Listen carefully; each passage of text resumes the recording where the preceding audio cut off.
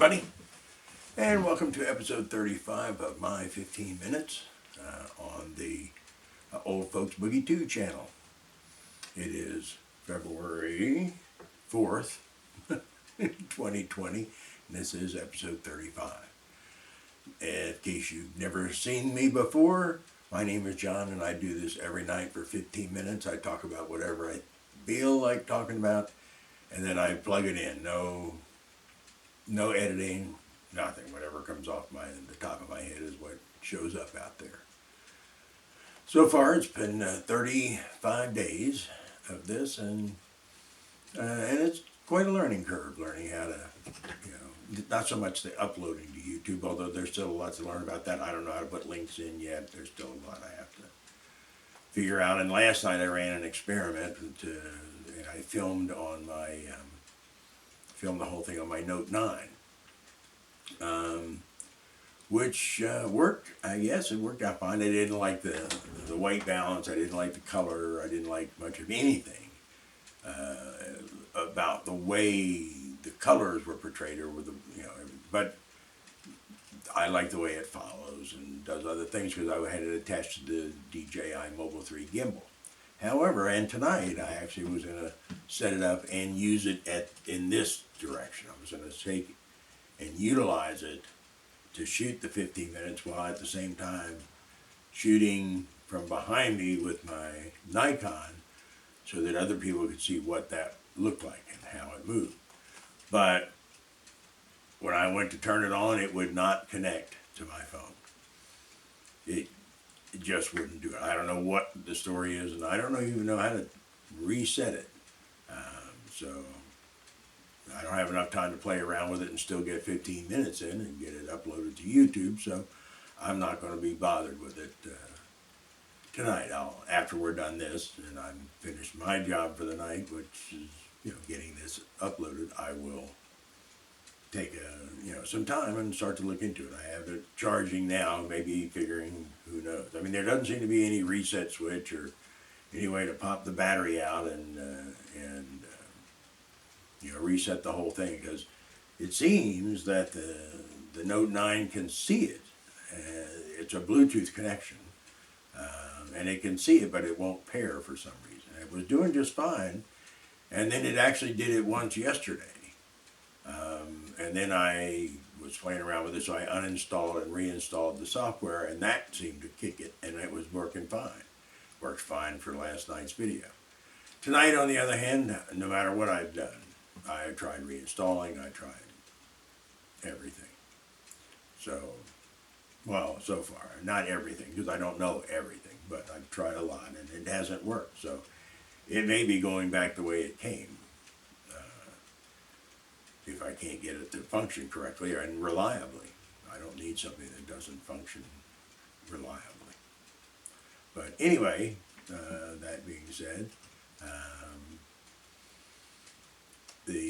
I'm not sure what we're going to talk about tonight, what I'm going to talk about.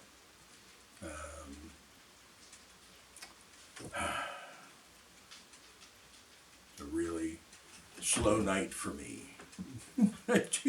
too concerned about what's going on and the decision I made to take this channel's track into a different direction. Not completely different, but I want a more inclusive direction. I want more people to talk, and I want to listen. But anyway, but then this whole Note 9 thing was part of the experiment to get that going, and now I don't know what's going on. But the gimbal's it's functioning. It turns on, it goes, it holds the phone, but it won't connect to the phone, and I don't know why. And it just doesn't make a whole lot of sense. And here I'm running my mouth on that for way, way, way too long a time. I know. I go to a lot of thrift stores in the area. And interestingly, one of the things that a lot of these thrifts have in common is they run what they call a silent auction. Well, I guess it's not what they run a silent auction. I don't agree with all of the rules and regulations for some of them. For instance, the care and share has theirs, but they have a sheet. You know, you go in and there's a sheet that tells you what your minimum bid is. It describes the item and when it went on in the auction. And the idea is that if you place a bid, if nobody outbids you on the seventh day, you win. And they all pretty much run that way. Some of them have actually ending times, but most of them just, if it's no bids for a week, it's your item. The weirdest part about it is, for instance, the Care and Share auction, Care and Share thrift shop up in Souderton, Pennsylvania. Really nice place. It's run by the Mennonite community, and they own a whole shopping center basically, and they have a book thrift and a clothing thrift and a furniture thrift, and they rent out some space to some doctors and stuff, and there's a restaurant in the shopping center, and then they have a general merchandise thrift and an outlet thrift and offices is there, and it's a big place, and it's always busy. They run their silent auction in one particular aspect that I really dislike. When they put the sign-up sheet in and they set a minimum bid, for instance, if its minimum bid is $15 and the increment has to be $5, they set that, or $10, or whatever they think the increment should be.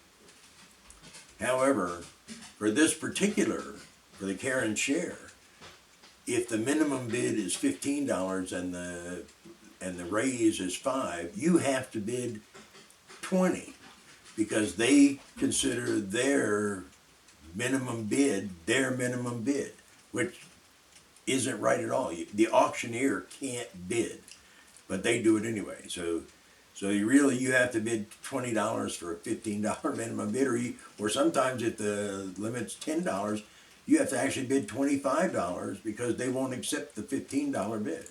Now, that is fine. If I won't.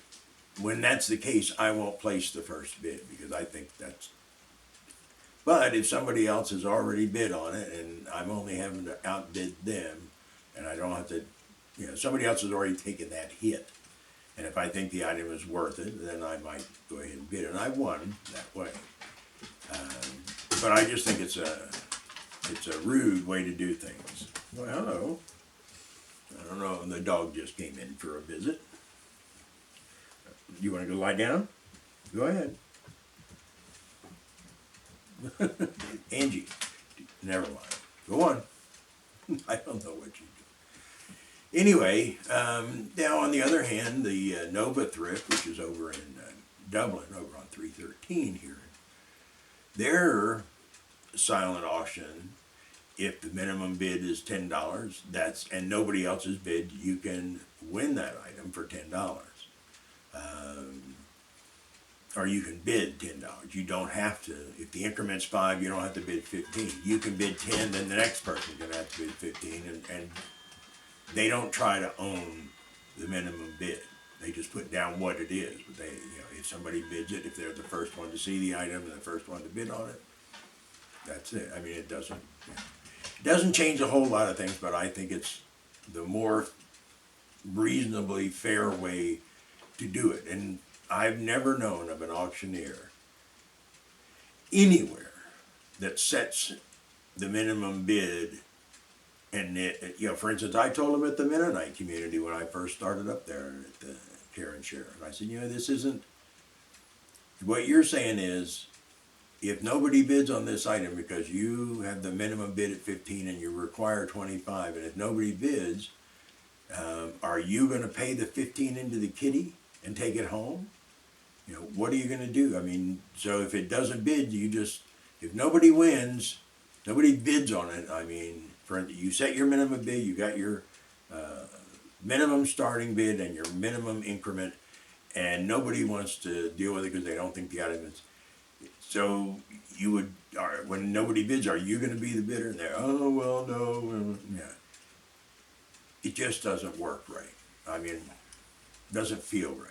it does work because I've won things out of there. I won a really nice globe that's sitting over here, one of those gemstone globes sitting on the side here. And then I've won some other things out of there. I won a little bell that actually hangs on our kitchen door now. It's really cute with a chicken on top. So it's, you know, I'm not angry at them. I just think that they should be a little more, you know, I don't know. I don't even know how to describe it. But what this all leads up to is I have been bidding on a Seiko clock over at the Nova store for a few weeks. And I placed my last bid last Monday. And when I checked yesterday, I was still the high bidder, and today I got the call, and I went to pick it up. And I went down there and got it today, and it's a gorgeous. It's a Seiko quartz. It's a big brass. Well, I don't have it in the room with me, or I'd actually show it. Maybe I'll do that tomorrow night. But it's a beautiful brass mantle clock. It's got Westminster and Wellington chimes built into it. It's quartz. It's a Seiko quartz. It's nothing, you know, you don't have to wind it up or anything. It takes a big C battery, so it probably lasts a long time. But it's beautiful clock. Oh, and as you can see, if you look behind me, you'll see that I love little quartz clocks. This isn't so little, but it's quartz clock, and it's really gorgeous. Just, yeah, I mean, like flawless condition, and it's probably 35, 40 years old. Yeah. It's pretty, you know, it's pretty, I don't know. It's hard to say. I don't know. It doesn't have a date on it or anything that I can find. But when I, found them elsewhere, people say call them vintage. I don't know. I just thought it was really pretty. I put it in the, I didn't even tell Susan about it. Yeah. I put it on the bookshelf next to where we sit and watch TV in the family room. And it's sitting there now, ticking away, and then I hope I got it set right so it'll start chiming. I had to go find directions, and I still have not sure that I got it right, but we'll see. It's supposed to, if you do it right, it's supposed to catch up somehow. I don't know. I have one up here, a case clock up here on top of the hutch in this room, and that did catch up. That's quartz as well, and it chimes. And it did catch up. I ended up setting it, and then somehow or another, after a period of time, it worked itself into, and now it's on time all the time. So, but anyway, that's the story for the day. There's not much to it, not much of a day. What else did I do? Oh, that's it. Yeah. Just went and picked up the clock. I do love going to thrift stores. I wanted to take the gimbal and start using it to go out and film, in thrift stores and other places. I've been reading techniques and watching techniques for filming with this thing on YouTube, and I was going to go try it out. But right now, I can't film anything. I actually, when it was giving me trouble yesterday, I tried it, didn't do anything to it, but I connected it with Susan's iPhone without a problem. So the problem is not probably with the machine, it's probably more with my Note 9. I don't get it. But we'll see. I'm going to try it again. If I can't get it working, it's going to get taken right back. I haven't had it. I'm within my 15 days of a trial. That you be at Walmart for electronics.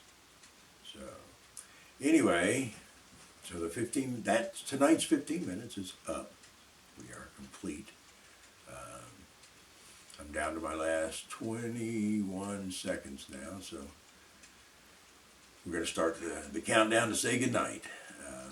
I don't think this was very informative to anybody. I'm not teaching anybody anything. I'm just running my mouth for the sake of running my mouth, I guess.